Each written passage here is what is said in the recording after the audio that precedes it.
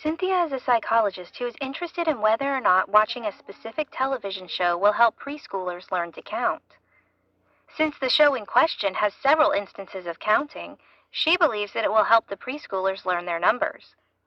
But how should she test her hypothesis? How can she prove that watching the television show will lead to better counting? In order to show whether or not the television show has an impact on preschoolers' counting, Cynthia should run an experiment. Experimental design is the process of choosing how to run an experiment to best answer the researcher's question.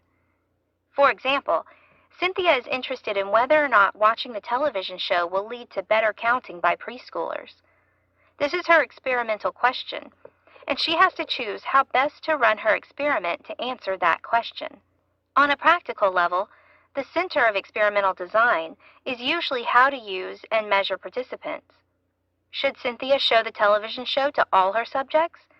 Should she just show it to some of them? Should she have the preschoolers count before and then measure their counting after viewing the show? These are all questions that she needs to answer with her experimental design. Let's look at one important element of experimental design that is the center of many experiments: the control group. Okay, so Cynthia wants to see if watching this television show will help preschoolers learn to count. That seems pretty straightforward. She just shows them the television show and then asks them to count for her, right? But how will she know whether the counting was due to the television show or whether it was just normal counting for preschoolers? The truth is, if she just shows them the program and then asks them to count, she can't answer that question.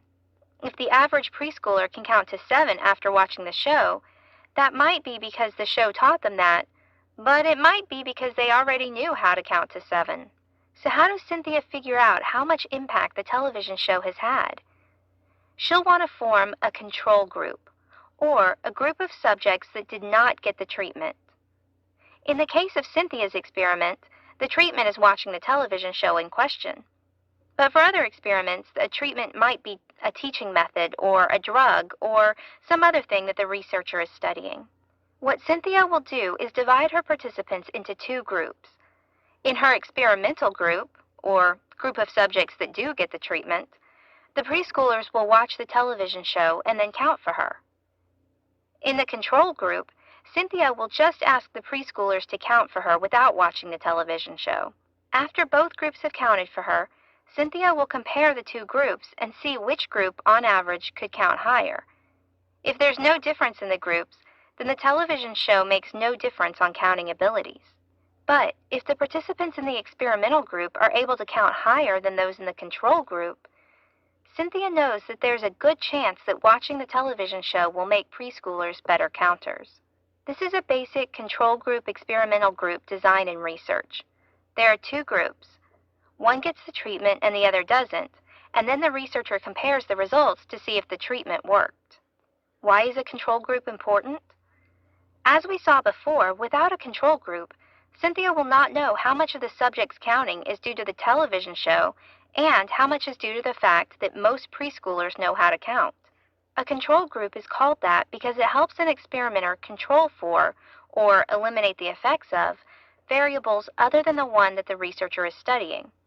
Cynthia's preschoolers might be able to count because that's what most kids their age do, or because they have a great preschool teacher who has taught them, or because space aliens have beamed the answers directly into their brains.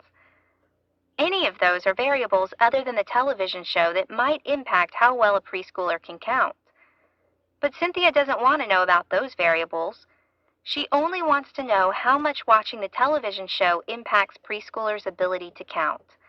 If she can eliminate the effects of those variables, she can see how much watching the television show can improve preschoolers' counting skills. A control group allows her to do that.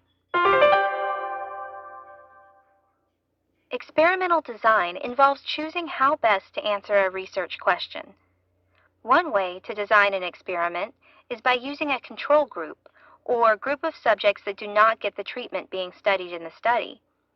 The experimental group does get the treatment, and then the 2 groups are compared to see if the treatment had an effect. Control groups are important because they help the researcher eliminate the effects of variables they are not interested in studying. a process called controlling for other variables.